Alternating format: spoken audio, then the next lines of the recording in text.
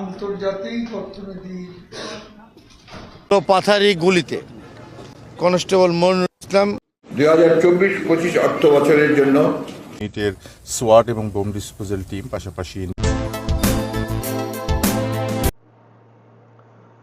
আসসালামু আলাইকুম রহমতুল্লাহি ওয়া বারাকাতুহু। দেশ এবং প্রবাস যেখানে বসে আজকের এই ভিডিও দেখবেন, সবাইকে আন্তরিক শুভেচ্ছা অভিনন্দন। প্রিয় দর্শক, আশা করি সবাই ভালো আছেন। আজকে আপনাদের মাঝে কিছু গুরুত্বপূর্ণ ভিডিও শেয়ার করব। তার আগে আপনারা চ্যানেলটি সাবস্ক্রাইব করুন এবং সেই সাথে বেশি বেশি করে শেয়ার করে দিন।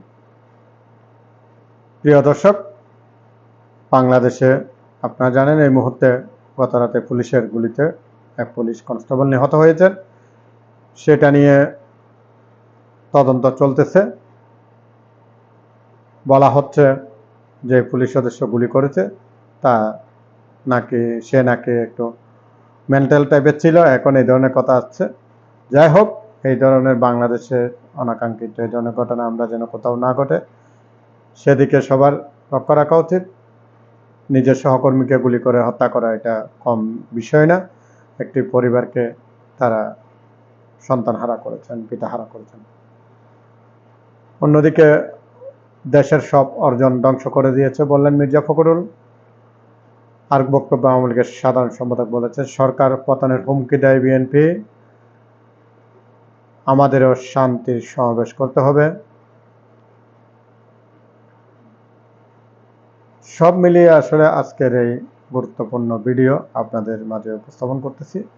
আপনারা সম্পূর্ণ ভিডিও দেখবেন এবং সেই সাথে বন্ধুদের মাঝে বেশি বেশি করে শেয়ার করে দেবেন। ধন্যবাদ সকলকে, ভালো থাকবেন।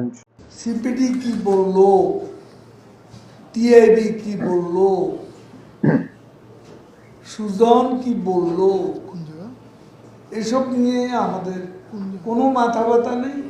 বিএনপি আজকে বড় বড় কথা বলে, অর্থ পাচারের কথা বলে, কালো টাকার কথা বলে, দেশকে গিলিয়ে খাওয়ার কথা বলে। এখন তাদের বাজেট সর্বশেষ ছিল 68,000 কোটি টাকা। এই বাজেট তারা করতে পেরেছে। তারপরও বাজেটের আগে সাইফুর রহমানকে বিশ্বের অর্থনীতির বিভিন্ন ফোরামে, প্যারিসের কনসোর্টিয়াম বৈঠকে দৌড়াতে হয়েছিল ভিক্ষা ঝুলি নিয়ে।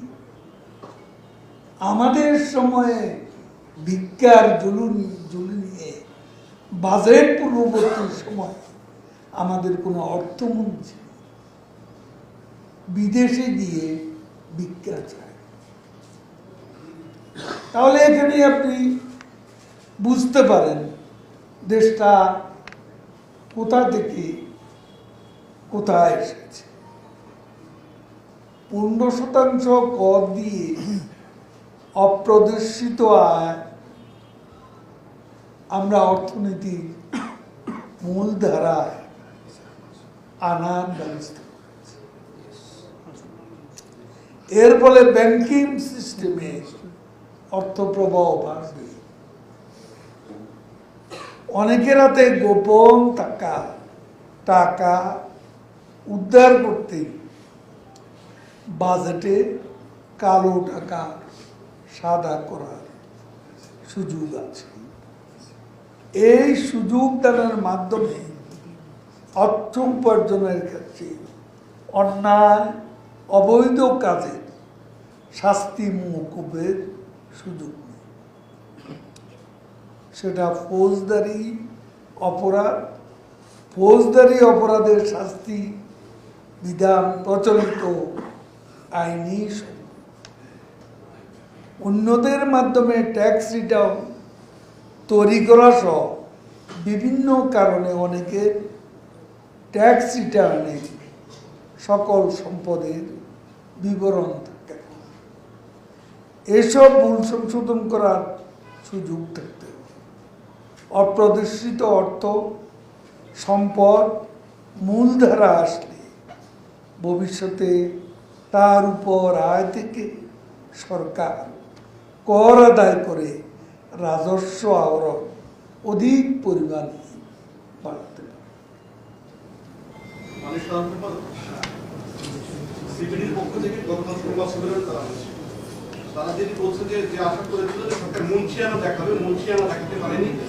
একই সঙ্গে আপনাদের রাজনৈতিক ইশতেহারে ছিল যে দুর্নীতির বিরুদ্ধে জিরো টলারেন্স, কিন্তু এই কারো টাকা সাদা করার মধ্য দিয়ে সেটি সাংঘর্ষিক কি না, এই প্রশ্ন তারা কি বলবে? আমি তো বলেছি আমরা কি উদ্দেশ্যে এই কালো টাকা সাদা করছি। অপ্রদর্শিত অর্থ মূলধারা আনার ব্যবস্থা, ব্যাংকে আনার ব্যবস্থা চলছে। ব্যাংকে আসলে এখান থেকে ট্যাক্সেশনেরও সুবিধা আরো বাড়বে। কাজেই ও প্রধানমন্ত্রী যেটা বলেছে, মাছ ধরতে গেলে আধার দিতে হয়। সে কথাই বাস্তব। এখন সিপিডি কি বললো, টিআইবি কি বললো, সুজন কি বললো, এসব নিয়ে আমাদের কোনো মাথা ব্যথা নেই। ওরা সবাই বিএনপি সুর মিলিয়ে কথা বলে। ওবায়দুল কাদের সাহেব নাকি বলেছেন 15% যে আপনার কর দিয়ে কালো টাকা সাদা করা হবে, তার জন্য কি নাকি মাছের টোপ, মাছ ধরার জন্য যে টোপ দেওয়া হয় তাই দুর্নীতিবাজদের ধরার জন্য টোপ দিচ্ছে। হাস্যকর। যাই হোক, এখন ব্যাপার হচ্ছে যে আমরা তো দেখলাম যে আপনারা এই মাছের টোপ দিয়ে কাদের ধরেন, এবং কেন এখন আপনারা তো নিজেরাই এটার সঙ্গে জড়িত।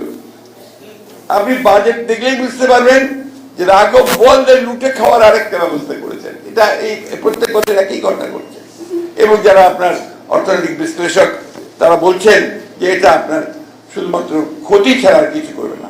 যেখানে সবচেয়ে বড় সংকট এখন সাধারণ মানুষের জন্য ইনফ্লেশন, দ্রব্যমূল্যের এত বেশি বেড়ে গেছে যেটা সাধারণ মানুষের কাছে সহনীয় হচ্ছে না।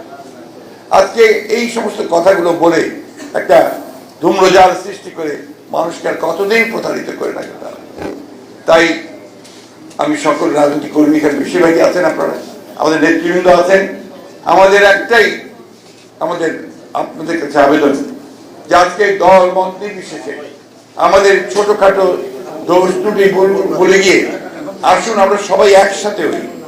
আমাদের সেই 1971 সালে স্বাধীনতা যুদ্ধের যে চেতনা, এই মানুষগুলোর সঙ্গে যে স্বপ্ন ছিল, সেই স্বপ্নকে বাস্তবায়িত করার লক্ষ্যে আমরা আবার সবাই একজোট হয়ে সেই লড়াইটা শুরু করি, যে লড়াইয়ে আমরা অবশ্যই তাদেরকে পরাজিত করতে সক্ষম হব। আন্তর্জাতিক অর্থনীতি সংকটকালে এই বাজেট পরিমিত, বাস্তবসম্মত, গণমুখী, সাহসী। আমাদের নির্বাচনী ইশতেহার স্মার্ট বাংলাদেশ, উন্নয়ন দৃশ্যমান, বাড়বে এবার কর্মসংস্থান, এর সঙ্গে সংগতিপূর্ণ এই বাজেটকে বাংলাদেশ আওয়ামী লীগের পক্ষ থেকে আমরা স্বাগত জানাচ্ছি। ভারসাম্যমূলক একটি বাজেট উপহার দেওয়া গণপ্রজাতন্ত্রী বাংলাদেশ সরকারের মাননীয় প্রধানমন্ত্রী বঙ্গবন্ধু কন্যা দেশরত্ন শেখ হাসিনা এবং মাননীয় অর্থমন্ত্রী আবুল হাসান মাহমুদ আলী কে আমরা ধন্যবাদ জ্ঞাপন করছি। আন্তর্জাতিক ও অভ্যন্তরীণ সংকটকালেও সফল রাষ্ট্রনায়ক জননেত্রী শেখ হাসিনার নেতৃত্বে গত ১.৫ দশকে বাংলাদেশ একটি দ্রুত বর্ধনশীল অর্থনৈতিক শক্তি হিসেবে বিশ্ব দরবারে মর্যাদা লাভ করেছে। বাংলাদেশ এবং বিশ্বের 33তম বৃহৎ অর্থনৈতিক দেশ। অর্থনৈতিক সামাজিক অগ্রগতির ফলে জীবন মান এই দেশে দিন দিন উন্নততর করছে। বাংলাদেশ এখন শুধু ডালে ভাতে নয়, পুষ্টি উৎপাদনও স্বয়ংসম্পূর্ণ এই দেশ এগিয়ে যাচ্ছে সামাজিক ও অর্থনৈতিক সূচকে। এ সময়ে মোট দেশজ উৎপাদন গড়ে 6.7% বৃদ্ধি পেয়েছে। সারা দুনিয়ার উচ্চতম প্রবৃদ্ধি অর্জনকারী দেশের মধ্যে বাংলাদেশ অন্যতম। এই অর্থনৈতিক প্রবৃদ্ধির সুফল আমাদের সবার মধ্যে পৌঁছে দিয়েছে,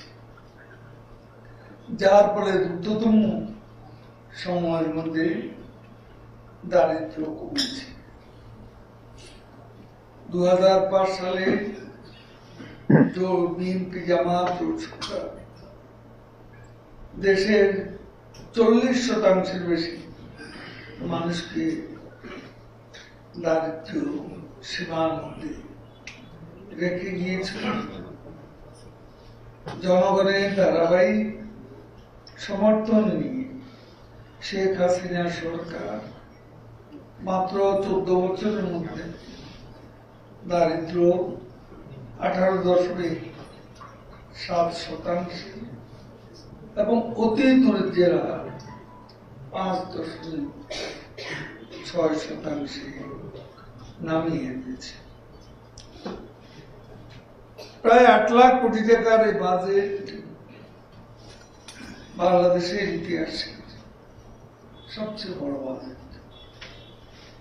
বিগত বছরগুলোতে প্রতি বছর এই বাজেটের আকার 12 থেকে 14% হারে বৃদ্ধি পেয়েছে। মূল্যস্ফীতি নিয়ন্ত্রণের উদ্দেশ্যে অর্থনৈতিক প্রবৃদ্ধি ব্যাঘাত না ঘটে কিছুটা কৃচ্ছ সাধন বিগত অর্থ বছরের তুলনা এবছরের বাজেট মাত্র 4.6% বৃদ্ধি পেয়েছে।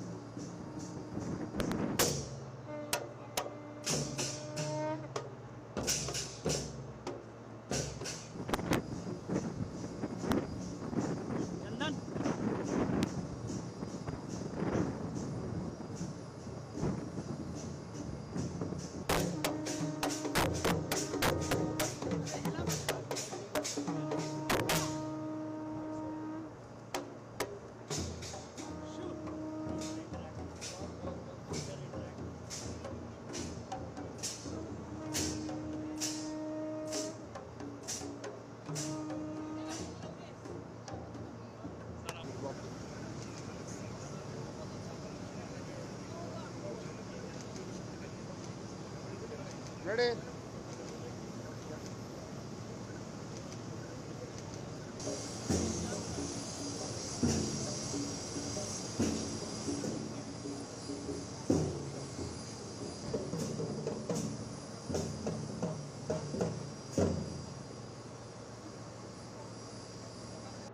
দৌড় দিত, পুলিশও মনে করেন আসতো অনেক পরে। প্রথমে তো শব্দ হয়েছে, ওটা তোমরা শোনার পরে বের হয়েছে, কিন্তু বের হওয়ার পরে তো অনেক লোকজন এখানে আসছে। তো এখানে আইসা আমরা তো ঘুমাইছিলাম, হঠাৎ করে উঠার পরে দেখি আমাকে গেট লাগানো। তো আমরা গেটেতে বেরোতেছি, বাইরের থেকে প্রশাসন বলতেছে না, বেরোনো যাবে না। তারপর আমরা এখান থেকে দেখছি যে উনি এখানে ওটার ওই লোকটা পড়ে আছে, মানে লাশটা পড়ে আছে। তো উনি ওখানে সিগারেটও দাঁড়ায় খাইছে, খাইয়া এদিক ওদিক তাকায়, এদিক ওদিক তাকায়।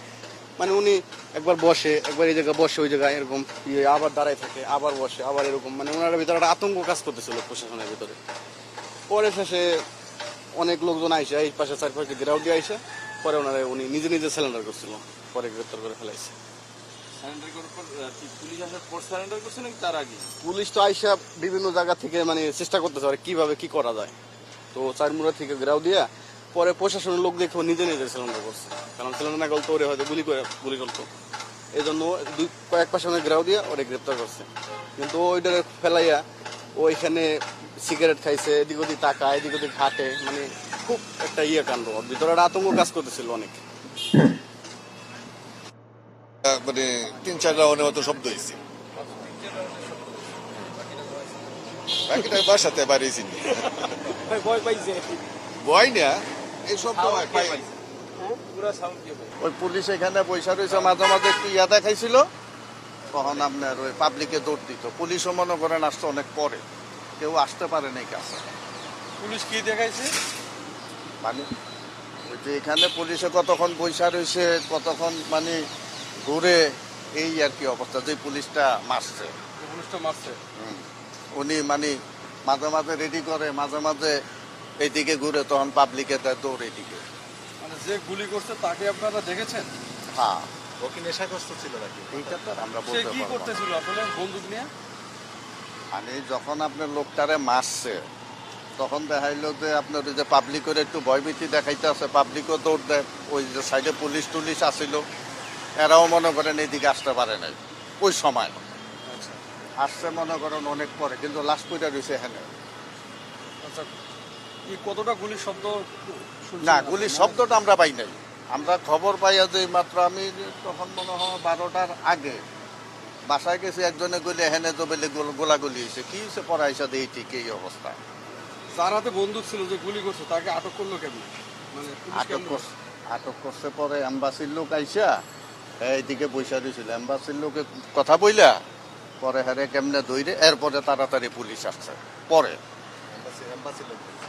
সিকিউরিটি নাকি আমরা এটা তো আর বলতে পারি না, গেট মনে করেন সবাই তো দূরের থেকে দেখতে আসে। যখন ওকে ধরছে তখন ওকে চিল্লাচিল্লি করতেছিল, কিছু বলতেছিল, আপনার দূরে থেকে শুনতে পেয়েছেন? না না না, তখন ধরার পরে আমরা কাছে এসে দেখছি। মানে ও গুলি করার পরে পাবলিক যাতে না আসে সেজন্য সে অস্বাভাবিক আচরণ করছিল, ভয়ভীতি দেখাচ্ছিল, কিছু কিছু দেখাইছিল। পরে যাই আসে আসতে দুর্বল হয়েছে, প্রায় ঘন্টাখানিক পরে। আপনি কি লাশ দেখেছেন? লাশ দেখেছেন? হ্যাঁ, লাশের কি অবস্থা? লাশ এই যে পড়ে দিয়েছে। নাকি থেতলানো ছিল? এইটা তো কাছাকাছি, তখন পুলিশে মনে করেন যখন পুলিশ আসছে তখন আপনার কাছা এলোপাথারি গুলিতে কনস্টেবল মনিরুল ইসলাম ঘটনাস্থলে মারা যায়। আক্রমণকারী কনস্টেবলকে আমরা নিরস্ত্র করেছি, থানায় নিয়ে যাওয়া হয়েছে। 2 জন পুলিশ সদস্য ডিউটিতে ছিল। তো কনস্টেবল কাউসার আলী, আমরা যেটা জানতে পেরেছি যে কাউসার আলীর গুলি করা এলোপাথারি গুলিতে কনস্টেবল মনিরুল ইসলাম ঘটনাস্থলে মারা যায়। এছাড়াও জাপান এমবেসির ড্রাইভার সাজ্জাদ হোসেন, তার এই গুলিতে গুলিবিদ্ধ হয়ে ইউনাইটেড হসপিটালে চিকিৎসাধীন আছে। তার শরীরে 3 রাউন্ড গুলিবিদ্ধ হয়েছে। আক্রমণকারী কনস্টেবলকে আমরা নিরস্ত্র করেছি, থানায় নিয়ে যাওয়া হয়েছে। আমরা তাকে জিজ্ঞাসাবাদ করছি। মনিরুল ইসলামের মৃতদেহ ময়নাতদন্তের জন্য সোহরাওয়ার্দী হসপিটালে প্রেরণ করা হয়েছে।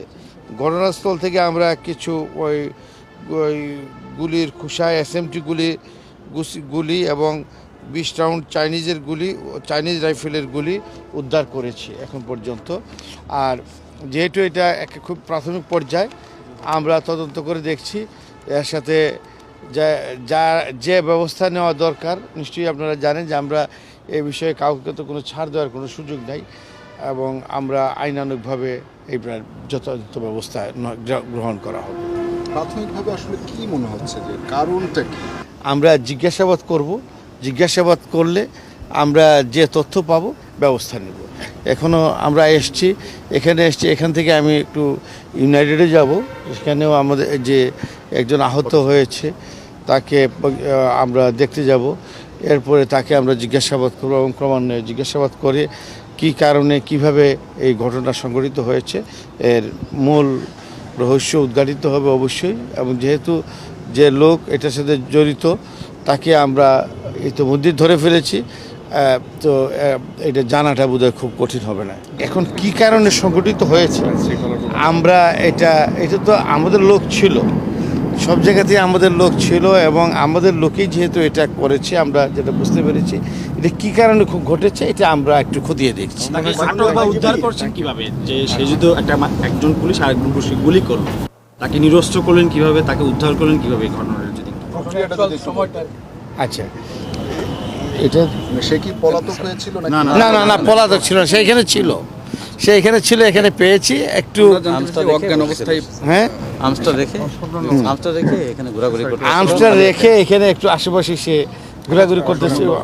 অন্য পুলিশ স্টেশন ধরে ফেলছে। জাপান দূতাবাসের ড্রাইভার গুলি বুদ্ধি হলো কিভাবে? পথচারী হিসেবে যাচ্ছিল ওই সময় সে গুলি করেছে।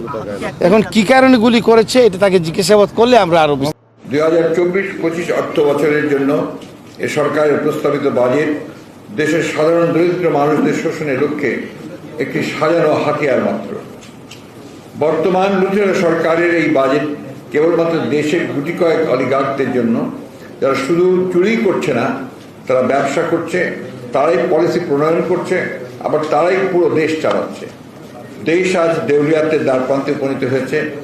এই বাজেট কল্পনার এক ফানুষ, এই বাজেট ফোকলা অর্থনীতির উপর দাঁড়িয়ে আছে। বাজেট প্রণয়নের জন্য যে সম্পদ প্রয়োজন সেটাই এই অলিগার্করা লুট করে নিয়েছে। ব্যাংকগুলো খালি, সরকারের আশ্রয়ে প্রশ্রয় অলিগার্করা ঋণ নিয়ে ব্যাংকগুলোকে শূন্য করে দিয়েছে। এই অর্থের সিংহভাগই বিদেশে পাচার হয়ে গেছে। আমানতকারীরা ব্যাংকে তাদের নিজস্ব জমাকৃত অর্থের চেক ক্যাশ করতে পারছে না। মানুষের মধ্যে নজিরবিহীন হাহাকার দেখা দিয়েছে। আর এই হাহাকার সরকারের আশীর্বাদ পুষ্ট ও সুবিধাভোগী নব্য ধনীদের জন্য নয়, সাধারণ মানুষের রক্ত চুষে নিয়ে দিব্যি ভালো আছে তারা। আর অন্যদিকে গরিব আরো গরিব হচ্ছে। যে কোনো সময় মানুষের ধৈর্যের বাঁধ ভেঙে যেতে পারে। এদিকে বাংলাদেশের রিজার্ভের অবস্থা তলানিতে চলে গেছে। 3 মাসের আমদানি ব্যয় মেটানোর মতো ডলার রিজার্ভে নেই। ডলারের অভাবে ব্যবসায় বাণিজ্য অচলাবস্থা চলছে। দেনা বাড়তে বাড়তে এমন হয়েছে সেই দেনা শোধ করতেই বাজেটের বড় একটা অংশ চলে যাচ্ছে। তারা বিদ্যুৎ চুরি করবে আর সাধারণ মানুষকে বিদ্যুতের অসহনীয় বিল পরিশোধ করতে হবে। পানি ও গ্যাসের বেলায়ও একই অবস্থা। তথাকথিত এই বাজেট বাস্তবায়নে যে অর্থ লাগবে সেটা সংকুলানের প্রস্তাব করা হয়েছে জনগণের উপর করের বোঝা চাপিয়ে। এই বাজেট কর নির্ভর, এই বাজেট ঋণ নির্ভর, এই বাজেট লুটেরা বন্ধন। জবাবদিহিহীন এই সরকারের কাছ থেকে জনকল্যাণমূলক বাজেট আশা করাটাই বোকামি। এই বাজেট দেশি বিদেশি ঋণ ও সাধারণ জনগণের উপর চাপিয়ে দেওয়া করের নির্লজ্জ ফিরিস্তি ছাড়া আর কিছুই নয়। 7,97,000 কোটির মধ্যে 2,56,000 কোটি ঘাটতি, অর্থাৎ বাজেটের 1/3 ঘাটতি, যা মেটানোর প্রস্তাব করা হয়েছে আভ্যন্তরীণ 1.5 লক্ষ কোটি ও বৈদেশিক 1 লক্ষ কোটি ঋণ নিয়ে। গত 15 বছরে ক্ষমতাসীন সরকারের আমলে 6 বছরের বাজেটের সমপরিমাণ অর্থ বিদেশে পাচার হয়ে গেছে বলে অনেকে মনে করেন। পাচারের সঙ্গে যারা জড়িত তাদের সিংহভাগী সরকার ও ক্ষমতাসীনদের আশীর্বাদ পুষ্ট। আজিজ বেনজিরের মতো শত শত দুর্নীতিগ্রস্ত পাচারকারী চিহ্নিত হলেও গত 15 বছরে তাদের অনেকেরই বিচার করা হয়নি। অর্থ পাচার করে দেশ ও দেশের মানুষকে ঝুঁকির মধ্যে ফেলে ক্ষমতাসীনদের সহায়তায় তারা নিরাপদে পালিয়ে যাচ্ছে। মাফিয়া সরকারের পক্ষে দুর্নীতিবাজদের ধরা সম্ভব না, কারণ এসব দুর্নীতিবাজদের সহায়তায় সরকার ক্ষমতায় টিকে আছে। ধারাবাহিকভাবে দাম বাড়তে থাকা নিত্য প্রয়োজনীয় ব্যবহার্য পণ্যে কর কমানো হয়নি। যে সরকার নিজেরাই আইন কানুন সংবিধান লঙ্ঘন করে তারা কিভাবে আর্থিক প্রশাসনিক শৃঙ্খলা ফিরিয়ে আনবে? বাংলাদেশ ব্যাংক কতিপয় অর্থ বিকাশের অলিগার্ক ও দুষ্ট রাজনীতিকের কাছে জিম্মি হয়ে পড়েছে সরকারি কাজে। ব্যয় সংকোচন, ব্যাংকিং খাতে নিয়ন্ত্রণ, শৃঙ্খলা স্থাপন এবং আর্থিক খাতের মৌলিক সংস্কার নিয়ে এই বাজেটে কোনো উদ্যোগ দেখা যায় না। চতুর্দিক থেকে সর্বগ্রাসী দুর্নীতি বাংলাদেশকে কবজা করে ফেলেছে। দেশ এক অর্থনৈতিক ও রাজনৈতিক মহাসংকটে নিপতিত। এর মূল কারণ সুশাসনের অভাব ও জবাবদিহীন মাফিয়া সরকার। গণতন্ত্র, সাম্য, ন্যায়, বিচার প্রতিষ্ঠার লক্ষ্যে এক সাগর রক্তের বিনিময়ে আমরা ছিনিয়ে এনেছি স্বাধীনতা। যে কোনো মূল্যে সেই গণতন্ত্র আমরা ফিরিয়ে আনবই ইনশাআল্লাহ। এই দেশে আবার সুশাসন প্রতিষ্ঠিত হবে। জনগণের ভোটে নির্বাচিত জনম্যান্ডেট সমর্থিত জাতীয় সংসদে আবার জনকল্যাণ ও মানব কল্যাণমূলক বাজেট প্রণীত হবে সুবিধা বঞ্চিত মানুষের অর্থনৈতিক অধিকার পুনঃপ্রতিষ্ঠার জন্য। বাংলাদেশের জনগণের কাছে এটাই বিএনপির দৃঢ় অঙ্গীকার। সেই সঙ্গে আমি বলতে চাই এই বাজেট দুর্নীতি করে কেউ ছাড় পাবেন না। একজন পুলিশ অফিসার আর একজন সেনা অফিসার, তারা আওয়ামী লীগের লোক নয়। এই বাজেটটা করা হয়েছে রাঘব বোয়ালদের লুটপাট বন্ধ করা, লুটপাটের বিএনপি যে লুটপাটের রাজত্ব সৃষ্টি করেছে এবং দেশকে ধ্বংসের দ্বার প্রান্তে নিয়ে অন্ধকার গব্ব থেকে শেখ হাসিনা এই দেশকে উদ্ধার লুটপাট করার জন্য। লুটপাট আমরা বন্ধ করেছি। দু একটা বিচ্ছিন্ন ঘটনা করছি, তাদের বিচার করার সব সাহস বিএনপি ছিল না। সেই সব সাহস আমাদের আছে। লুটপাট করে কেউ এখানে পারবে যেতে পারবে না। এ যাবৎকালে সেটা প্রমাণিত। নিজের লোককে শায়েস্তা দেওয়া, শায়েস্তা করার সাহস বিএনপি নেই। আজকে বুয়েটে কিভাবে সনি হত্যা হয়েছে তার বিচার কে করছে? আর আপনার হত্যা যে কয়েকজন আজকে মৃত্যুদণ্ড পর্যন্ত পেয়েছে তারা সবাই ছাত্রলীগ বলে পরিচিত। বিশ্বজিৎ বিচার কি হয়নি? তারা একটা বিচার করেছে তাদের দলীয় কোন নেতা, তাদের সময় আশরাফুল হুদা, রকিবুল হুদা, এসবি কোহিনুর, এদের বিচার কে করেছে? তা আমি এখানে বেনজিররা, তারপরে আজিজম সেনা প্রধান ছিলেন, আজিজ সাহেবরা, তারা দুর্নীতি করে কেউ ছাড় পাবেন না। শেখ হাসিনা তারা আওয়ামী লীগের লোক নয়। একজন পুলিশ অফিসার আর একজন সেনা অফিসার, তারা দুর্নীতি করছে।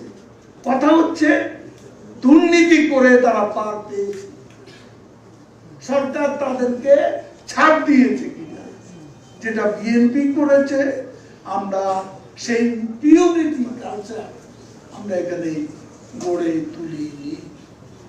এটাই হচ্ছে বড়।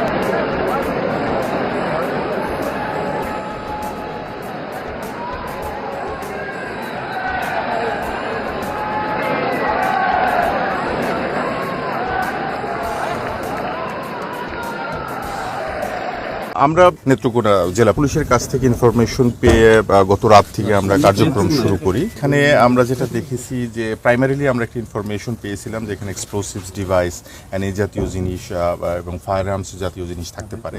তো সেটার উপরে ভিত্তি করে আমরা অ্যান্টি টেরোরিজম ইউনিটের সোয়াট এবং বোম ডিসপোজাল টিম, পাশাপাশি ইনভেস্টিগেশন অ্যান্ড সাইবার টিম আমরা নিয়ে এসেছি।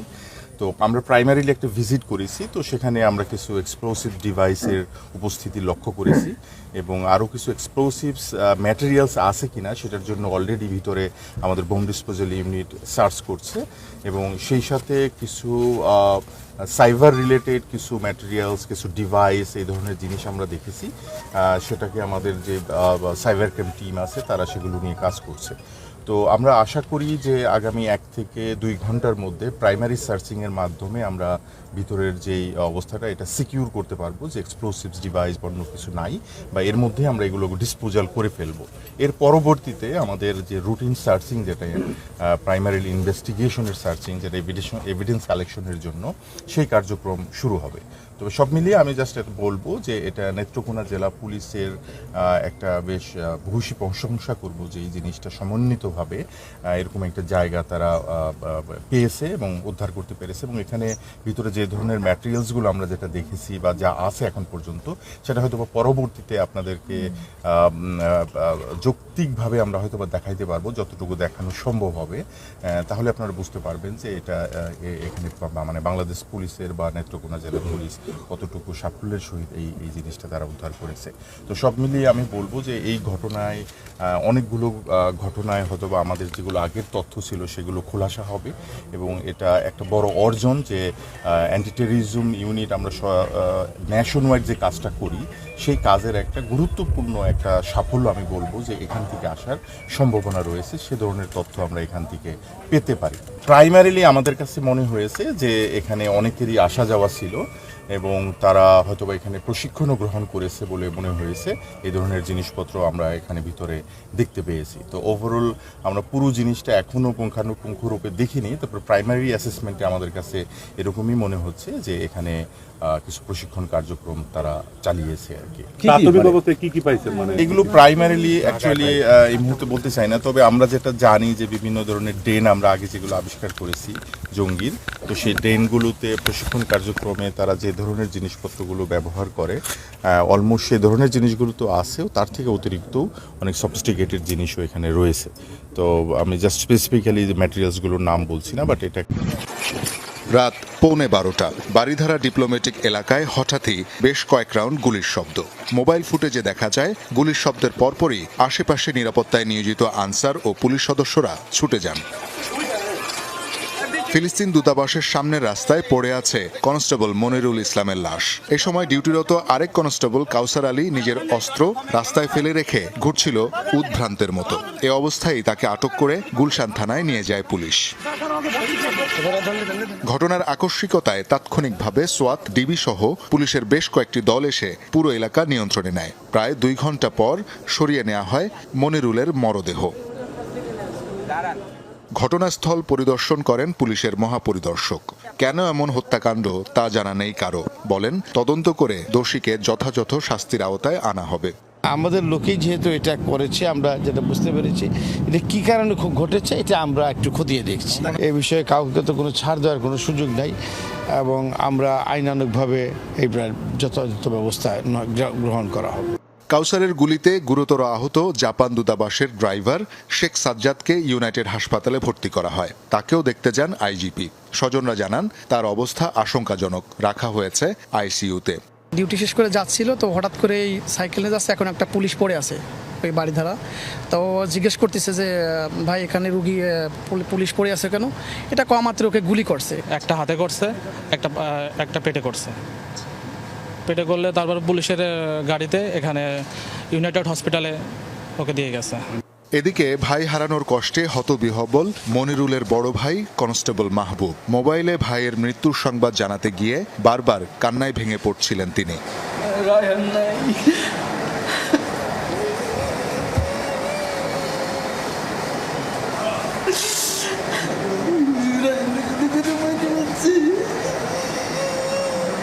কাউসার আলীর বিরুদ্ধে হয়েছে হত্যা মামলা। তাকে রাখা হয়েছে গুলশান থানার হাজতে। শওকত মঞ্জুর শান্ত, যমুনা নিউজ, ঢাকা।